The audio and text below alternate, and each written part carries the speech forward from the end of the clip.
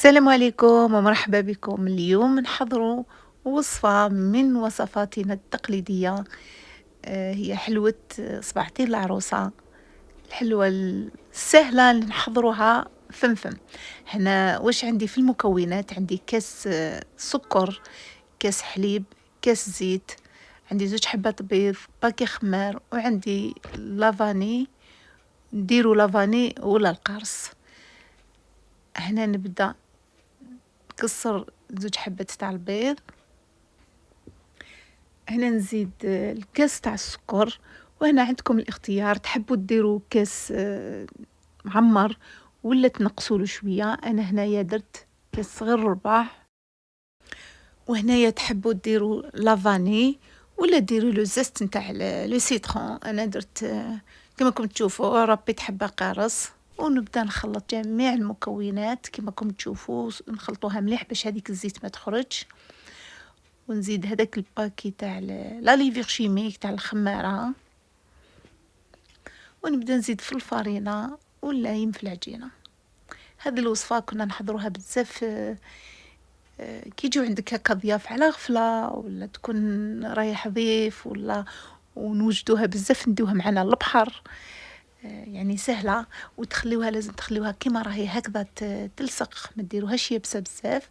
ندير شويه زيت في يديا ونبدا نشكل مسياسات كما راكم تشوفوا، ونشكل شويه نديرهم كي صباعتين كيما هكذا.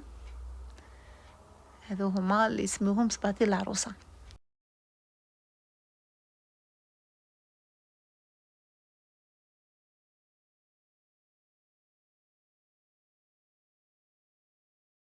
درت في ان بلاطو، درت شويه تاع زيت هكا باش ما يلصقوليش، ونشكل فيهم. هذه يعني الاولين درت لهم هكذا، بصح في الاخرين درتهم نشكل ونحطهم قبالة في المقله نقليهم.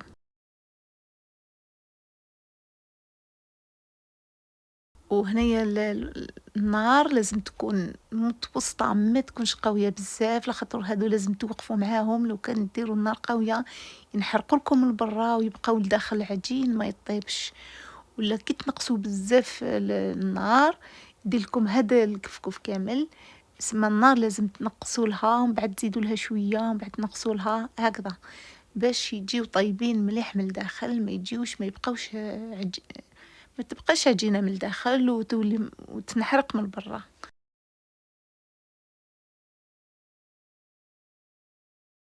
فوالا من بعد ما كملت كامل قليتهم. هنايا سكرتهم، تقدروا توسيهم لو سكر كلاص.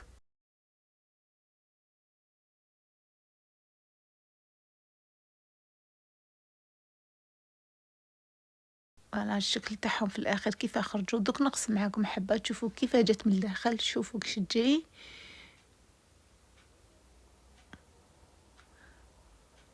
فوالا ان شاء الله نكون فكرتكم في هذه الوصفه ولا نسيتوها. وفي الاخير راني قدمتها مع لاتاي. السلام عليكم.